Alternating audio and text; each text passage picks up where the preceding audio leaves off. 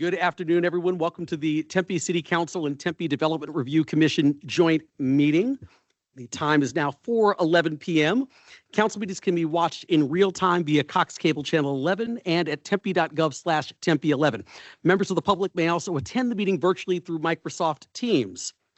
Item number 2 is call to order. We have 3 items on the agenda this evening, and we will actually start with item 2A, which is Community Development Project Review and Permitting Process. And I guess, Mr. Temulevich, I'll turn it over to you.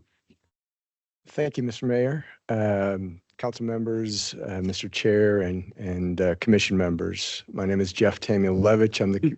Joey, can you pull? Let's try that. A little better? Yeah. Okay. We will start over. Thank you, Mr. Mayor and council members. Thank you, chairman and commission members. My name is Jeff Temulevich, Community Development Director. We have 3 topics on the agenda. The first item is something that we wanted to discuss because there's been some interest from council members and commission members in the recent past regarding our development plan review process and permitting process. Questions have been recently asked to the community development staff, and those questions were, I have 3 questions. Why does it take some projects longer than others to receive building permits?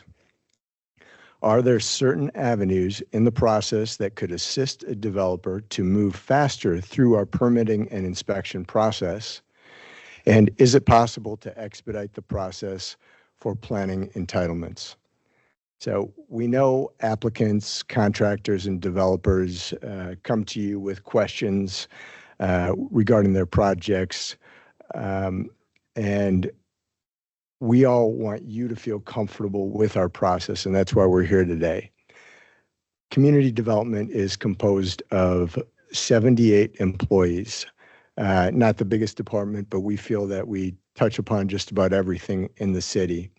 Our community development department consists of 3 divisions. It's the planning division, the building safety division, and the community enhancement division. Planning is the division, at least for the sake of this presentation, processes entitlements. Building safety is the division which permits the project according to the entitlements and then inspects the projects to make sure that they follow through with the, per the plan. And then community enhancement sort of is the follow-up. They're the cleanup, and they deal with enforcement to make sure that all the properties are maintained according to their final certificate of occupancy, which is issued. Today, we want to explain the planning and building safety's role in the process and what we currently do to not allow the entitlement process and permitting process to ever become problematic. So that's the first item we'll be talking about today. The second item that we're going to be discussing has to do with the Arizona state law update regarding state law State Bill 2297. This is the bill having to do with adaptive reuse of commercial and mixed use buildings for multifamily developments.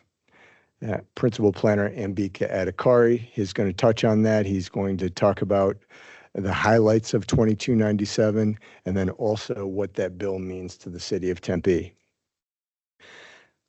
Moving on to the third item, Ryan Levesque is going to discuss some quick updates for other House bills, which you're all probably familiar with at this time, but I think you'll find this of interest. So those are the 3 items we're going to be discussing tonight. At this time, I'm going to hand it over to Deputy Director Ryan Levesque, who is going to talk about the entitlement process. Thank you, Jeff. Thank you, council members, commission. We're going to go over the planning project review approval process. Next slide. So planning is comprised of 15 employees. We've got 2 admins and planners, senior planners, principal planners that make up our team that handles both long-range planning efforts as well as current plannings. But today we're going to focus on the current planning process.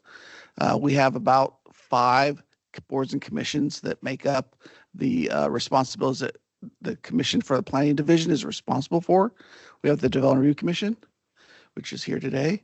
Joint Review Committee, which is ASU joint team that is very similar to the DRC process for approving design entitlement. And then we have the Board of Adjustment and Appeals body to variances, appeals from zoning administrator decisions, and appeals from abatements. Our Historic Preservation Commission that acts on decisions related to historic designated properties, and then our hearing officer, which currently focuses on abatements. Next slide. So getting into the specifics of the planning process, first and foremost, the most important element of our process is the preliminary site plan review.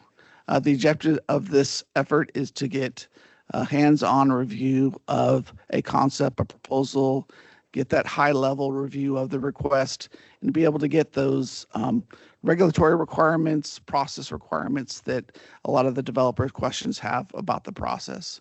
This is a voluntary application process, and it's also a required component for new development or zoning cases. Next slide. So as I mentioned, for new development and projects over 5,000 square feet or 6 or more units, there's a requirement for this process to get an early on review of the site plan, conceptual elevations, and conceptual landscape plans to better inform the applicant of the process that's ahead of them. We have our site plan review deadline that's by Monday, 5 p.m. for every week, and we conduct a completeness review to make sure those components are part of that process. Items get assigned on Wednesday, and Thursday starts our routing of site plan review for that internal review process. It takes approximately up to 15 business days to complete standard review. Next slide. The first 2 weeks are dedicated to routing to our other disciplines within the city. We've got building safety, engineering, transportation, fire department, public works, several different aspects, solid waste, all those disciplines that have some touching point on the development process. They provide input and recommendations based on that review. The planners then collect that information and data and provide it in either report or comments that are generated on the plans. Planning Division specifically meets every Tuesday to get some consensus discussion on planning specific review comments. And then we have an interdepartmental meeting that occurs on Wednesdays. Next slide. So 3 categories that you can review and receive comments from. It's either items that are identified for missing or incomplete information that are noted on the plans, or you might have requirements that there's a code requirement, either from the zoning development code or city code that the applicant needs to adhere to. And then the other comments are put in the category of recommendations, suggestions from the staff on how to better improve the design of the project. At the end of the review process, those plans and comments are then uploaded to the OnBase portal, which is where we receive all of our applications. They're all online based now today. They send in the application form online, and then they receive all those comments generated online. And that allows the applicant to review, download the comments, an opportunity to set up a review conference with staff to discuss if necessary. The process can go through about 3 times or have up to a year to use that site plan review process in order for them to get ready to proceed for a formal review. Yeah, next slide. Oh, sorry. Back one more. The other review requirement for the process is a neighborhood meeting. So when formal projects come in, they are either rezoning cases, general plan amendments, planned area development overlays, there's a requirement for a neighborhood meeting. And that neighborhood meeting typically happens, they develop a public involvement process plan, identify when they want to have this neighborhood meeting, has to be held at least no more than 1 year prior to the first public hearings or no later than 30 days from that hearing. All plans are reviewed within the 1 to 2 week period, and then those final revised plans are prepared for a final report to the boards and commissions for that process. Next slide. So as DRC is our first typical step for a public hearing process. That's held as a recommending body anytime we have a zoning or PAD case. But the DRC also acts as a decision-making body if it's just a development plan review where all the components are already compliant with the zoning for the property site. Those are scheduled at least 2 weeks apart from one another, from scheduling the 2-week notice for DRC hearing, and then 2 weeks apart from the city council first and second hearing. So depending on the time delay, there might be some lag in the second follow-up meeting. We'll always schedule at least 2 weeks out to advertise those ordinances and changes. Next slide. So here's kind of just a diagram of the submittal component process for filing updates, the review process timeline, and getting those bi-weekly meetings done and scheduled with interdepartments and having basically up to 15 business days to review that request. And then we're looking for final revised plans to initiate that entitlement process. Next slide. So staff also has the opportunity to review administrative decisions. Those don't necessarily have to meet the critical state or noticing deadline periods for a public hearing case. But anytime we have development plans that are new development up to 5,000 square feet or 2 to 5 units, we're allowed to approve those items administratively. Thank you. Some other administrative requests include outdoor seasonal sales of merchandise, zoning administrator opinions, building repaints or murals for a private mural, neighborhood grants, and subdivision lot line adjustments for sites up to 2.5 acres. All those are types of administrative applications that we can make a decision on. Next slide. There you go. So what about expedited review? Projects that do have entitlements for hearings or city council dates that have to follow strict ordinance regulation guidelines still need to meet those prescriptive dates. But what we have an opportunity to do is, and work with our applicants, is look down and look at the overall schedule for the timeline for the requests and meet with the applicants to discuss their next stage of the process, which is the building permit review process.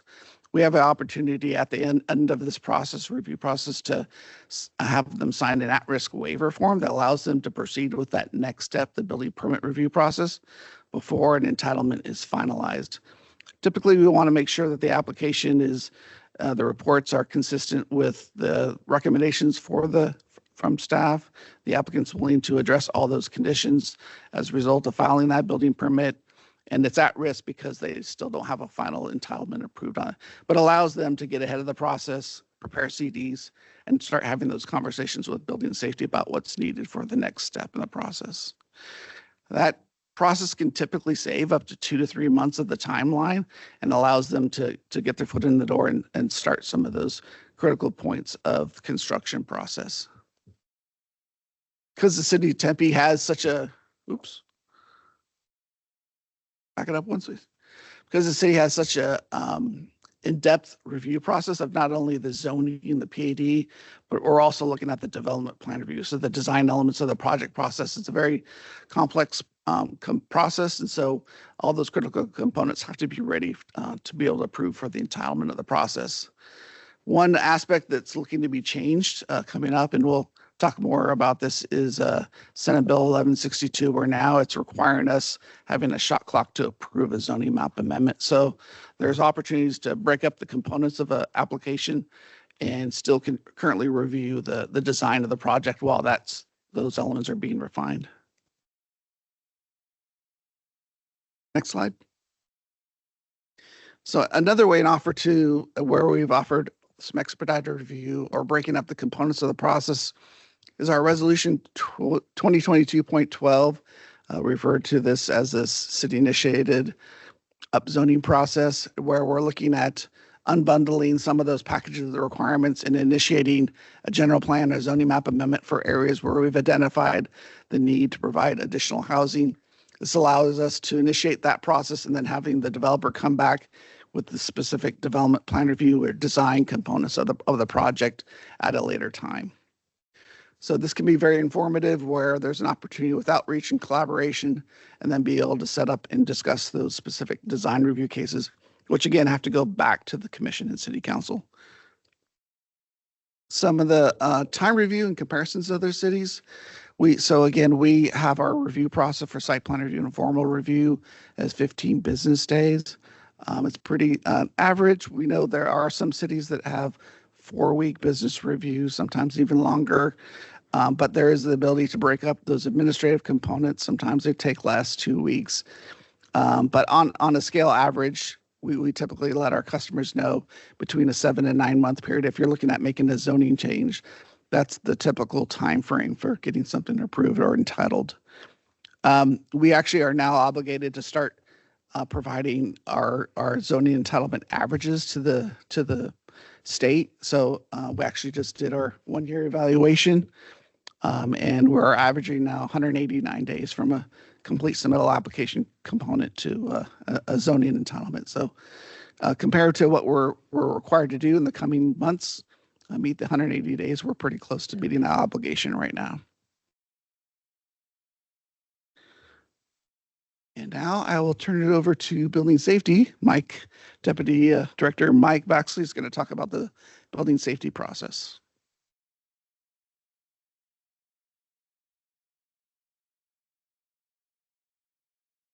Thank you, Ryan. And let's see if we can get this close enough here. A lot of times I don't need it, but we'll make sure. Thank you, Mr. Mayor, members of the council, Mr. Chairman, members of the commission. Building safety starts the permitting process. Once a project has received its entitlements, then they can actually get down to the nuts and bolts of getting their design in and going through the building permit process. And what that is building safety is responsible for enforcing not only the conditions of approval that come through the legislative process, but also enforcing all the adopted building codes from the city, the county, and the state.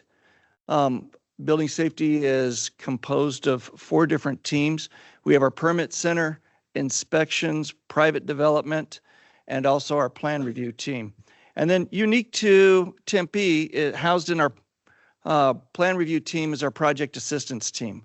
That's a group of planners that we house on the building safety side, and I'll speak to them in just a little bit here.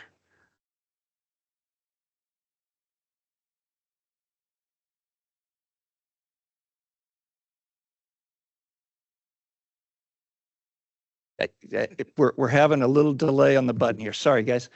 Our permit center is really the spoke or the hub for the city for all developers coming in. They are what we consider our one-stop shop. They not only take in permits and applications for building safety, but they also take in applications for planning.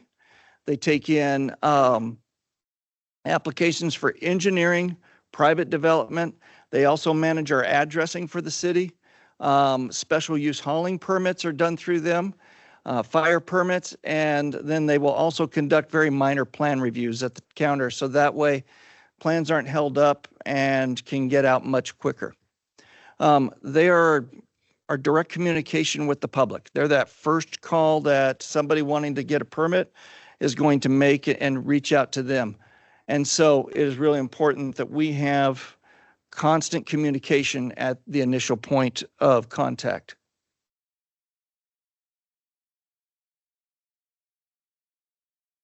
Our plan review department is responsible for reviewing the plans that are submitted. Not all permits require plans, but the vast majority, the bulk of them, and if I had to put a number on it, 99% of them are going to set in some sort of plans that have to be reviewed. And so that team will make sure that what is submitted is actually complete enough for us to start the review process. And they have, once that review process is started, they have published timeframes. We've had published timeframes on our website for quite a few years now that were mandated by the state.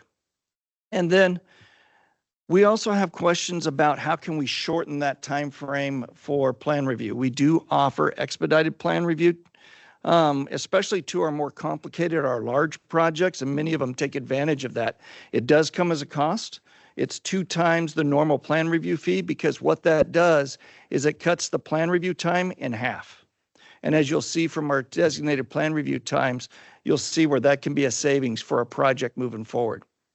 And then another thing that they will do frequently, we like to think that all designers are perfect and they send in a great set of plans right in the beginning, but they may come up with alternative ideas, things that don't meet the building code, and they will actually spend time to talk with the designers and the developers to make sure that they can help find a solution that will still meet the adopted code and allow them to move forward. Another way that we will help expedite is we will create phase permits, especially when we see a high-rise where the design of the actual structure may not be complete, but they have completed their design of their foundation, and we already know what those loads are going to be imposed. We will actually go ahead and give them a phase permit so they can start construction on their foundation, bringing utilities into the site, but yet continue with the design of the building to help move that project faster. And then we also house in there our green building and energy conservation position. We have a position that's currently open. We're seeking to fill a position in there, and that will focus on the green building initiative that council recently adopted as a voluntary code, and then also help reinforce our energy conservation issues within building safety.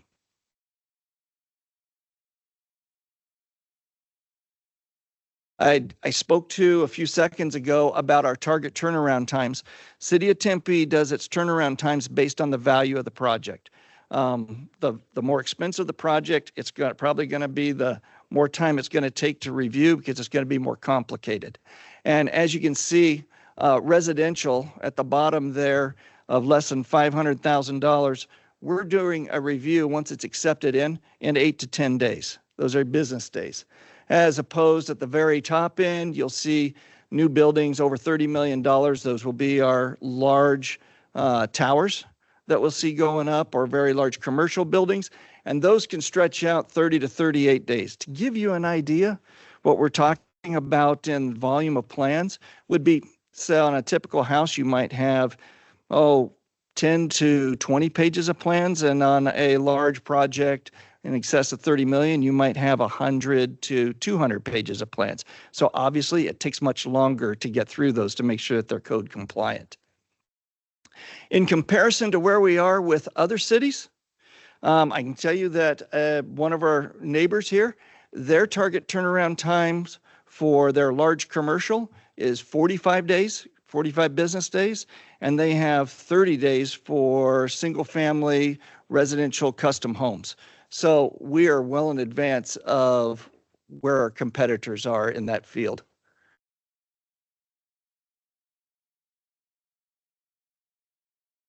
All right, let's talk a little bit about that project assistance team that I had alluded to earlier. It's a little unique. We actually take planners.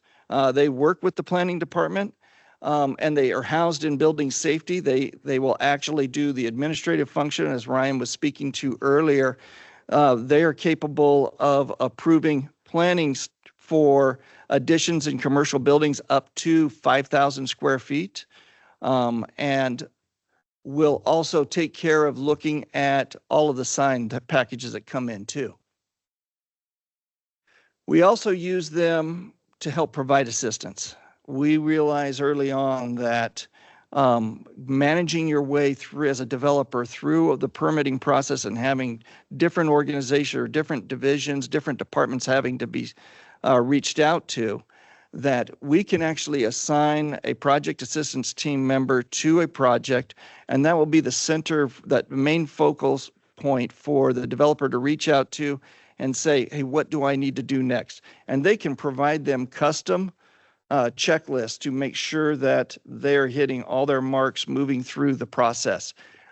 They also give them an opportunity to have a single point of contact to reach out when they do have a question about plan reviews, and they can make sure that that information gets back to the designer, the engineer, the developer, whoever it may be having that question at that time. Another thing that they're responsible for is they're responsible for the inspection of all the planning requirements or zoning requirements that are in a permit. So as a project is built, the project assistance team is boots on the ground. They're out in the field and they're making sure that everything that has to do with zoning is actually taken care of in the field and is built according to the requirements. They also serve as a liaison with our other departments, economic development for one, where we'll work with them to give them ideas about how much a project may cost, what the development fees would be. So that way, when we're talking about new projects coming to town, they have an idea what they're going to cost up front. Our private development is civil engineering. And that is a civil engineering department housed within building safety. They're responsible for permitting, inspecting, plan review, the stormwater pollution prevention for all new construction that a development will have to take place. That includes both off-site in the streets and then on the property also. We also have within that group our real estate department or our real estate team, which takes care of all of our easements, legal descriptions, right-of-way encroachments, whether we are having to take right-of-way from somebody or in cases where we may be giving right-of-way back to a project, they will make sure that that gets written up and sent to council. Civil inspections, I mean, they are the boots on the ground. Those are the guys playing in the mud out there in the dirt, making sure that any type of rainfall that comes into a property doesn't adversely affect a neighbor too. All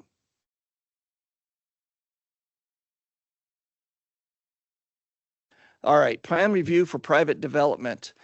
They also have published timelines that they hold to, and they take care of their plans for like a residential plan review. They're going to be at 8 days. Larger commercial ones span from 8 to 20 days. And then on their resubmittals, they're 5 to 15 days for the very large ones and as low as 6 days for your residential ones.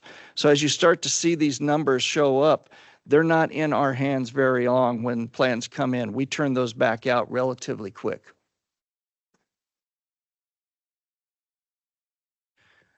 The last section of our group is our building inspection team. Building inspections is the group of individuals that are out there making sure that the built environment is actually completed to be a safe place for our citizens to be able to move in and move out of. They are also responsible to make sure that they're the last person there before a certificate of occupancy is issued on a project. They're going to make sure that every other department or division has signed off on that.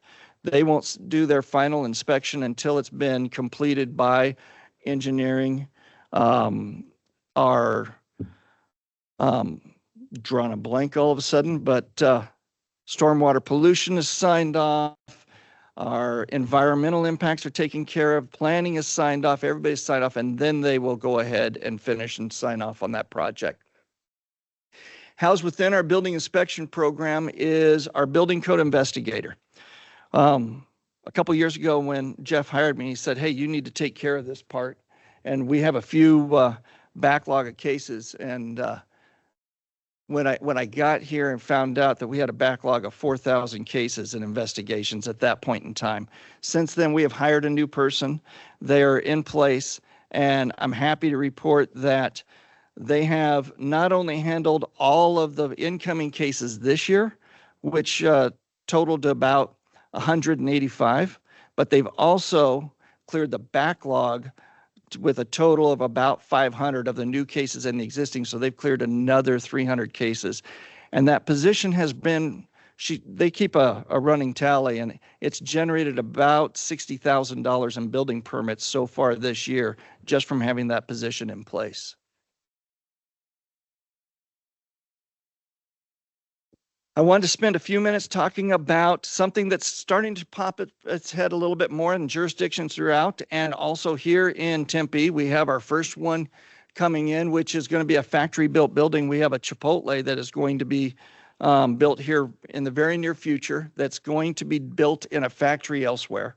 They're bringing the building in components, and it'll be erected on site. Now, with that comes some jurisdictional changes. The city does not review or inspect that building whatsoever. The state does that, and they do it off-site at the factory, except for the fact that they also inspect and the foundation on-site. So they take care of all of those pieces. However, once they're done, the state's going to issue the certificate of occupancy to the customer after it's done. Challenges with it are they do not review to our amended codes. They review to what the state has. And then the other piece is once they finish the building and they issue that certificate of occupancy, they pretty much wash their hands of it. And if they want to have a remodel done to that building, it's back up to the jurisdiction to go back in and permit that and then do the inspections based on it being a completed building. However, since it's a factory-built building and it's designed to be picked up and moved elsewhere, if it is picked up and moved elsewhere, then the state steps back in and manages the relocation. That is not the same as probably everybody's seen on TV where they move houses from one lot to another. That would be handled through building safety. And we have had a couple here in the city move from time to time. It's not very often, but it's really cool to see.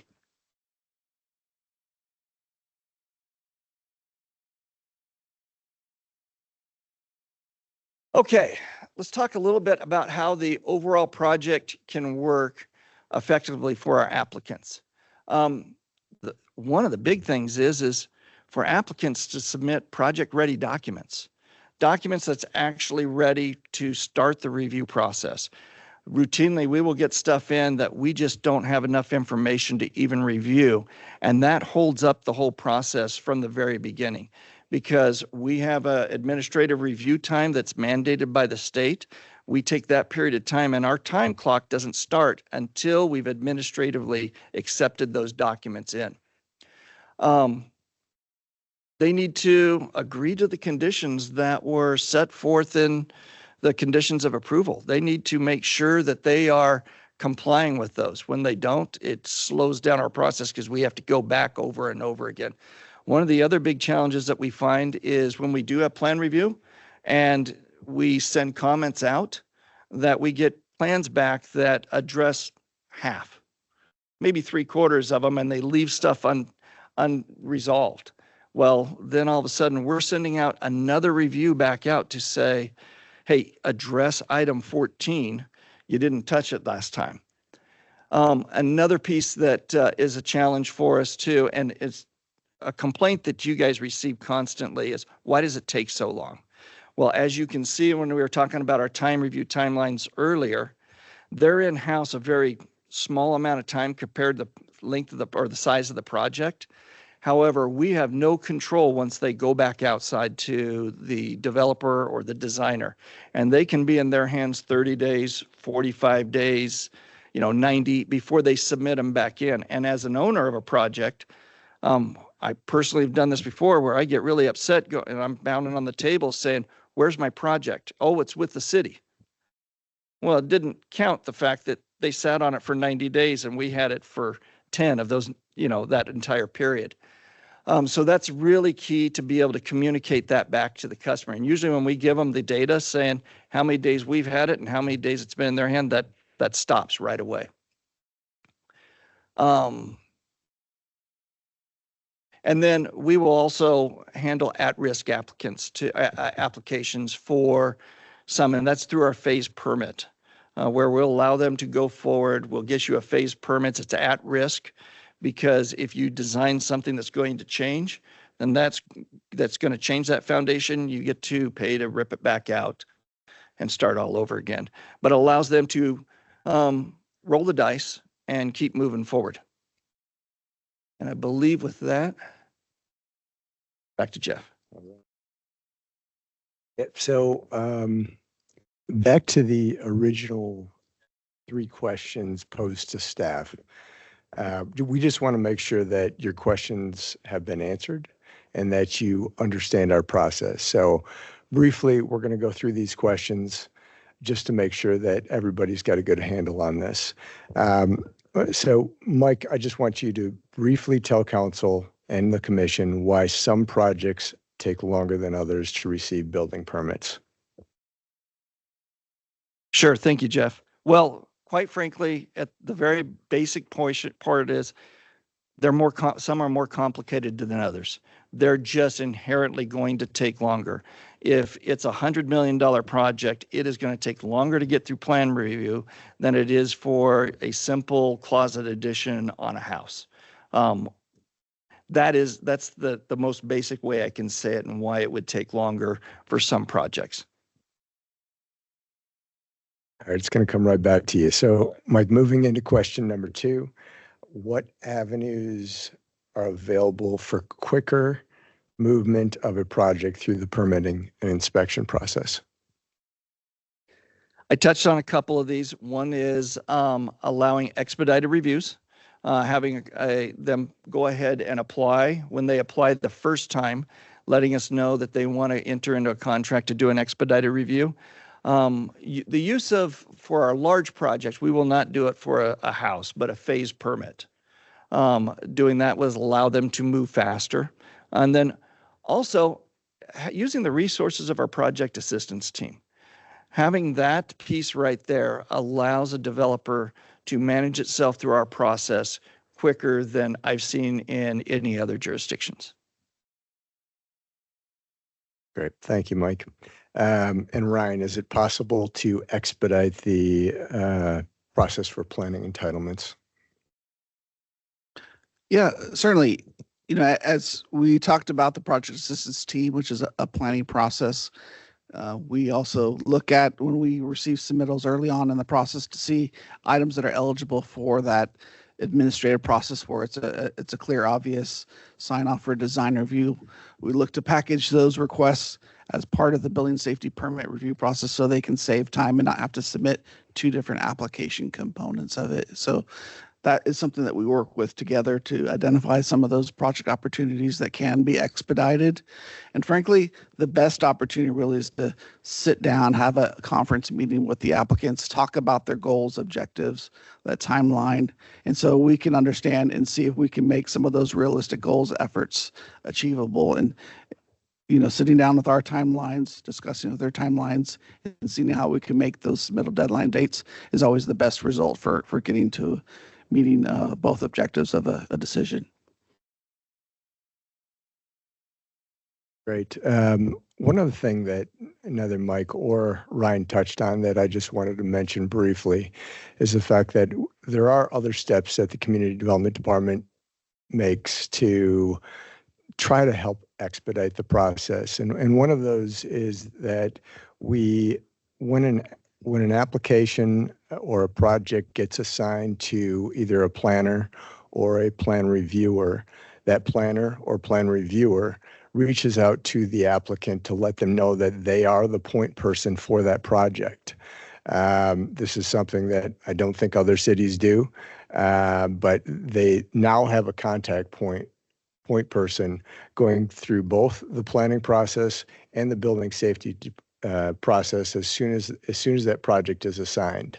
So any questions that come up from the applicant, they know that they can contact that person that's in charge of that project. So I just wanted to mention that as well before we move on to the second item. But before we move on to the second item, I'm asking if you have any questions.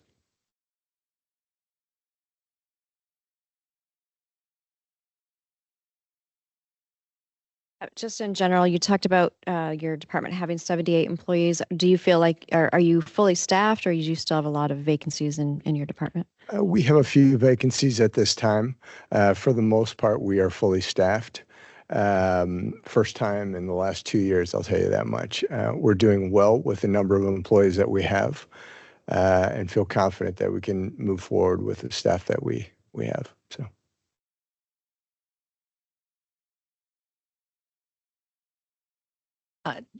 Yeah, just a real quick question. In terms of your staffing, like when people bring in, and ask for permit reviews, like what percentage between residential and commercial would you say that they're being reviewed in-house with our own city staff, and how much are like going out to contractors? And is there like kind of a difference within timelines? Is it quicker if it stays in-house or if it goes out? So thank you for your question. We decide when we use outside firms or inside firms, and it depends on what our load is. Vast majority of our work is all done in-house. We make sure that we manage all of the large projects in-house. But as far as timeframes go, they are actually held to the same standards we are as far as timeframes, so it doesn't move the time at all. One really quick follow-up. So for the residential, I mean, I just had this happen a past couple of weeks, and is it better for the actual homeowner to be their point of contact with you guys versus like their architect or somebody that they've hired to do the work? Thanks. So to answer that is, it's always good for the owner to be in the contact loop. It depends on what role they're playing with their project. If they're playing a more active role in the project, they will want to have more active piece. If you are an owner that is, I want to have an addition done to my house and I want to hire a contractor and I don't want to think about it, it just gets done, then not as much. In Arizona, we do allow for owner builders and residential, and so they can act as their own contractor and do all the work themselves. So it's one of those, depends on how involved that owner is, but I would recommend that the owner is always put on there so that they receive any information that the architect or contractor is receiving also from us. All right. Thank you, Councilmember Amberg. Anyone else? Any further questions from either the council or the commission? Do you have anything else you'd like to add, or your team? No, I think we're good. I think we're ready to move on to item number 2.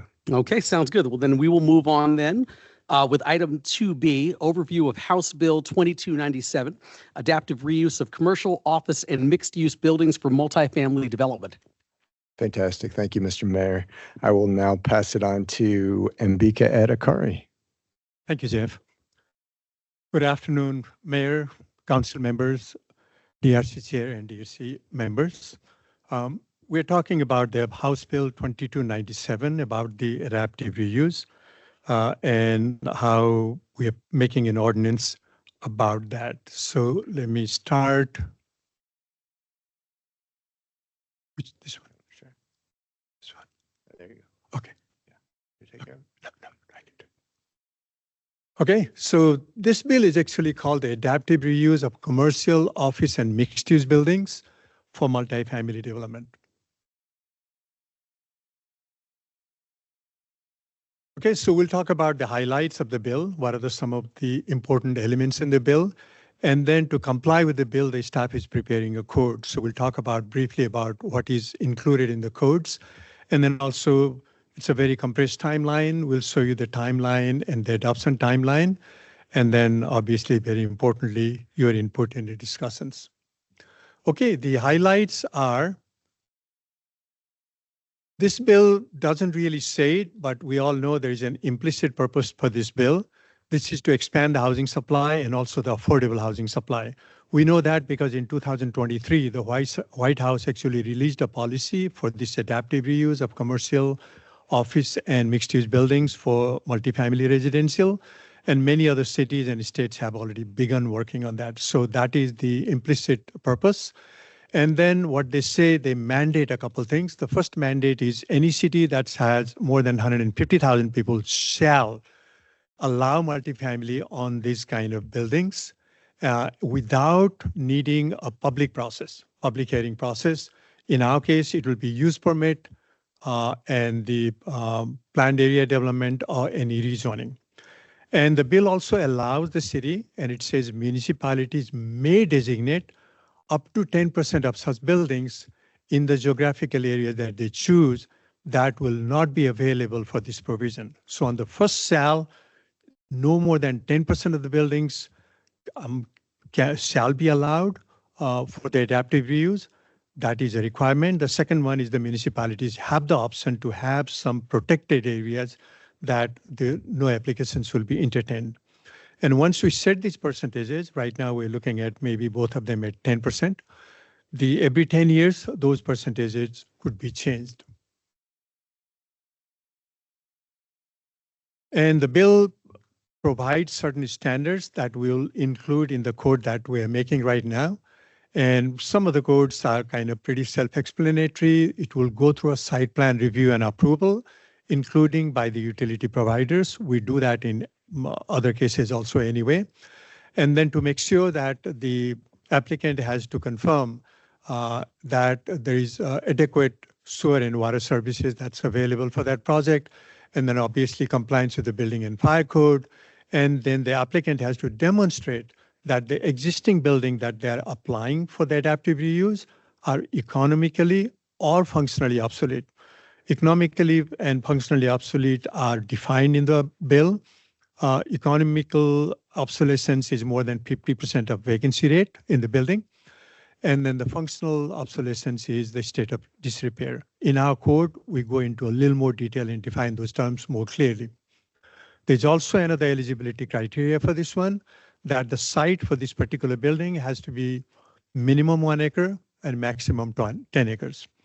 And then the conditions for the development is anytime they apply for development and build new buildings or do adaptive reuse in the existing building, a minimum of 10% of those dwelling units in the new development have to be affordable for up to 120% of the income level of the area median income, which is about $96,000 right now for the family of 4. Then it also provides certain developmental standards, and those will include in the code again, that the standards are for parking, and then also that if they meet all the conditions, the municipalities may not deny the demolition permit for the entire building or the partial building. And then also the maximum density will be as allowed in the multifamily development on the land. Now, the standards could be divided into 2 parts. One, if there's an existing building that they keep, if it's an office building or commercial building, and they keep it, and of course the setback and the height become legal non-conforming. Whatever the setbacks and the heights for the building, they are there. But if they do demolish partially or fully and build a new building, then there are height limits of 5 stories or the maximum height of another multifamily development within 1 mile or within the city. That would be the limit. If that's 3-story, 4-story, that would be the limit. But in no event, it will be more than 5-story for the new building. Yeah, whichever is less. And then the municipality may allow, and this one is our privilege, that for any new building, it could be limited to 2-story in height if it is within 100 feet of a single family zone property. And so I talked about the setbacks and the height for existing and the new buildings.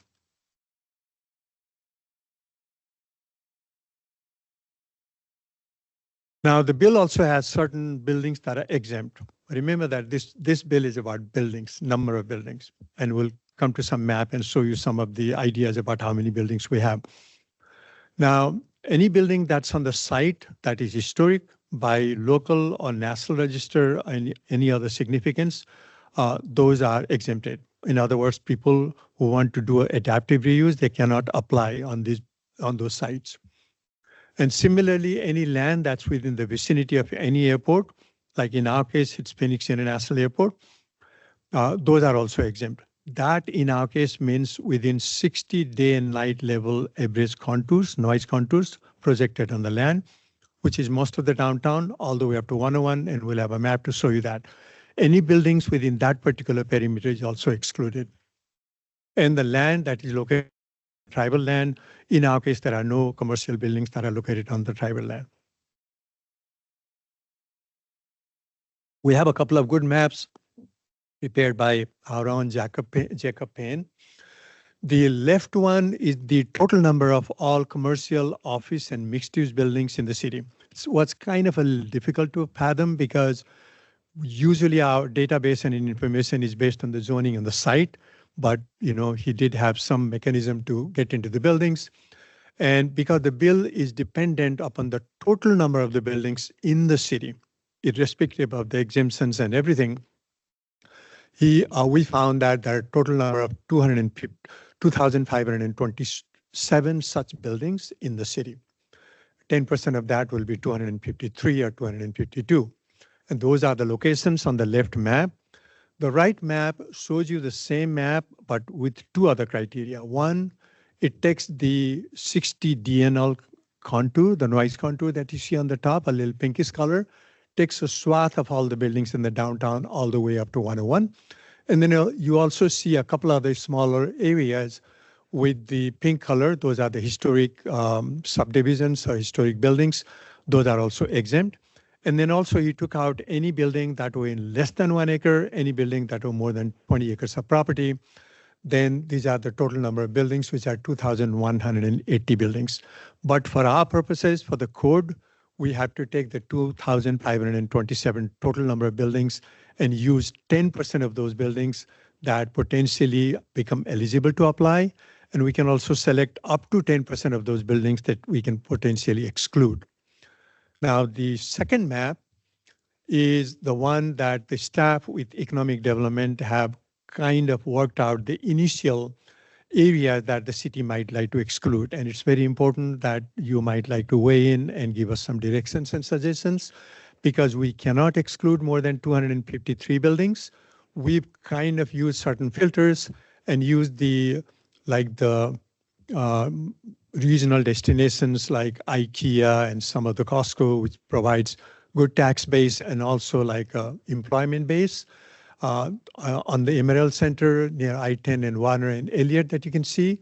And then also we took some of the buildings that are kind of in the commercial and mixed use areas on McClintock and also on rural on some of the arterial intersection. And this was based on a couple of things. One, the economic development department felt that this is important to protect those businesses because the neighborhood actually shops. Some of them have like groceries and bookstores and those kind of things.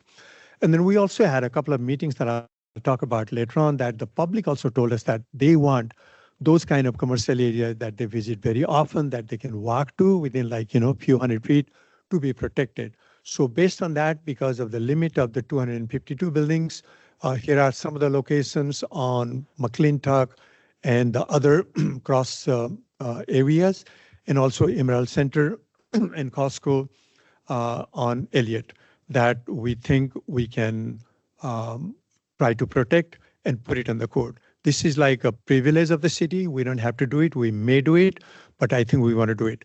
We talked to Town of Gilbert on two things, because the application can also be taken to the maximum 10% of the total number of available buildings.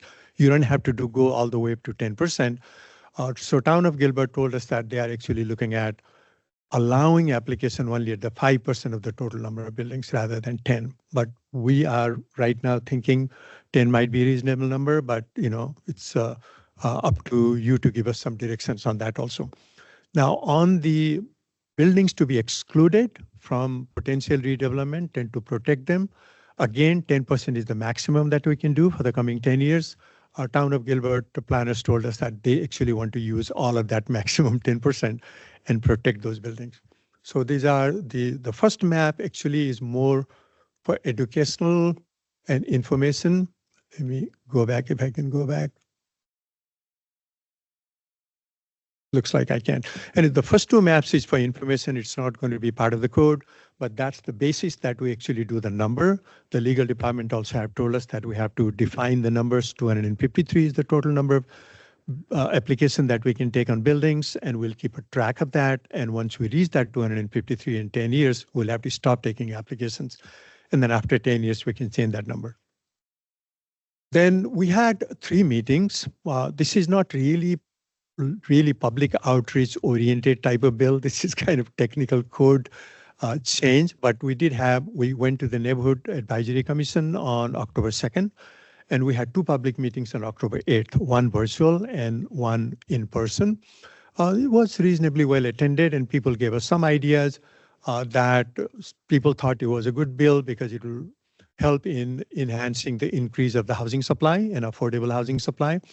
And there were two opinions about the maximum two-story that the city might think on the sites that are close to within 100 feet of the single family zone. One group felt that, well, if you limit it to two-story, then you are not really increasing the housing supply. The other group said it's very important to protect the single family from the multifamily development for privacy and so on. And then there were also some thoughts that some of the attendees thought that, well, the definition of vacancy and disrepair could be somehow subjective, and the owners might be able to manipulate that to make an application. And then another important point that some of the residents made is when you take an application, when you identify the areas for people to have these adaptive reuse, see if you can spread it out. So in terms of the traffic impact and also in terms of the infrastructure impact, it is kind of spread out. And this you can see that in the map that we show you of the exclusion. That was also one of the considerations that we put. Okay, similarly, they also asked us which are some of the buildings that might be potentially available, because it really depends on the market, how heavy the market is in terms of the residential purchase price and also rent, and how the commercial market is. I know some cities have a really good market, some cities don't, so we don't know what kind of application we might be getting. And then so they did want to kind of clarify some of the standards and also make sure that what are some of the buildings. We actually in the beginning, the staff, based on what we know, we think that some of the low-end hotels might like to make use of this. Okay, we have begun to work on the draft ordinance. It has to be completed and adopted by the end of the year. So it's a quick timeline. And the code has a preamble on what the purpose is, basically to reflect the mandate of House Bill 2297. And then also the purpose is to help the people who are making an application and tell them what the standards are and what are the criteria of approval are. So the code will have some of these things addressed. Obsolete commercial buildings, what are the application procedures? We are going to use some of the definition and enhance the definition, and also clarify about the exemption. And then also very importantly, that the set aside of 10% affordable units sometimes can make it hard for the developer. That is a requirement right in the beginning. Then there's a section in the code that will be standards for this particular code that I talked about, the height, density, and so forth. These are in addition to all the other standards that we have in the zoning and development code. And then also internally, we'll have two policies. One is to track the number of applications to make sure that we don't go beyond 253. And then also track the excluded building applications. I don't have to read this. This is how the code is going to look like. This is the calendar. We started on October 2nd with the public meetings. October 8th, again, 2 public meetings. Today we are here with you on the joint meeting. And then we go to the DRC. We come to DRC on November 12th. And because this is an ordinance, we have to come to the council twice. The first meeting introduction is going to be November 21. And then the second and final hearing is going to be December 19th. So with that, this is the team that has been working in this. We only have a couple of months to do the whole thing. It has a lot of impact on affordable housing and housing supply. So if you have any questions and thoughts and guidance, please tell us. Sounds good. Thank you, Ambika. Appreciate it. Is there anyone from the council or the commission who has any questions on item 2B? Yes, Councilor Bramberg. Just a quick question. So could governmental buildings apply for this program, like the city, ASU, community colleges, school districts? The bill doesn't really differentiate. It just says buildings.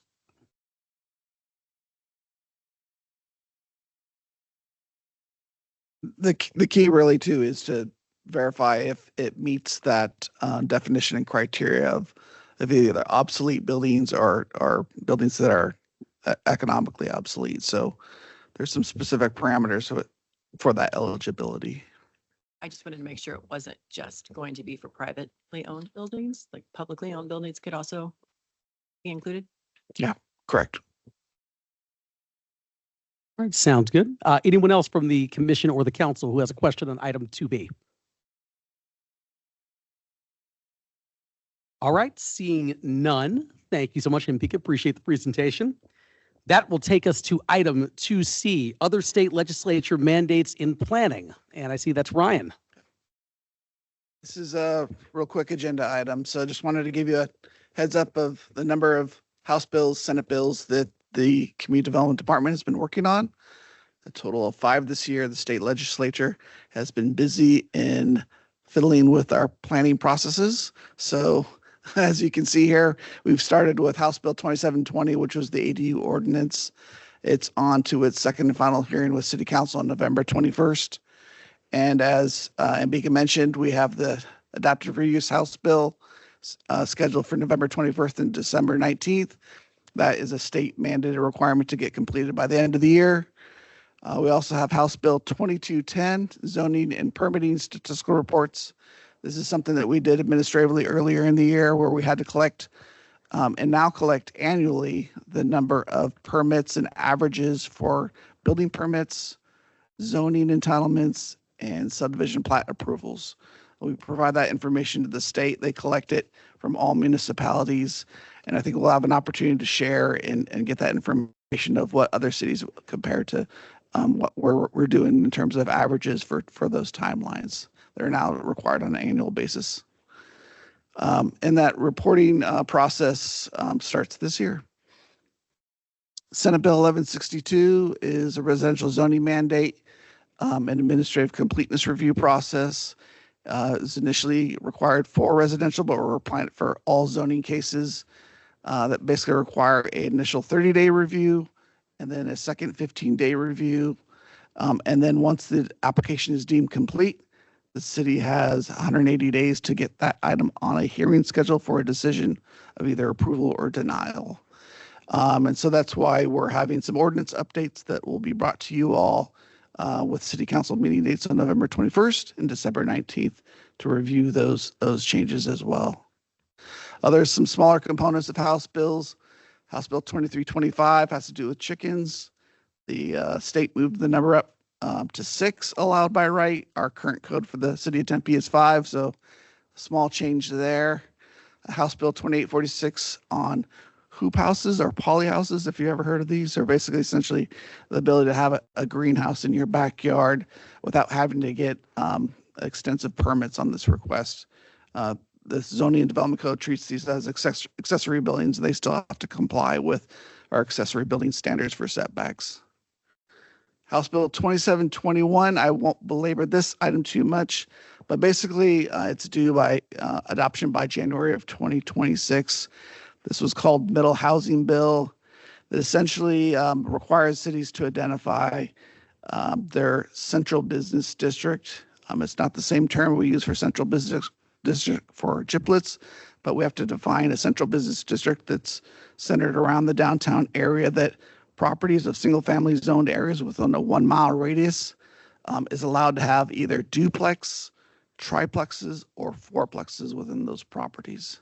So huge impact on some of those areas, subdivisions that were originally allowed for single-family zoning now by right allow these duplexes, triplexes, and fourplexes on those properties. So we're going to create an extensive public outreach process and explanation about what this House bill mandates, and then explain how we propose to implement it through probably a 69-month process for next year. And with that, I will open up for any questions at this time. All right, thank you, Ryan. Anyone from the council or commission have any comments or questions on item 2C? I guess my only comment on this is great presentation. I would love to see a way that we can whether it's all of these at once or maybe it's on an individual basis as they go into effect, I would love to make sure we could find a way to communicate this to our residents about what a lot of these legislative mandates are.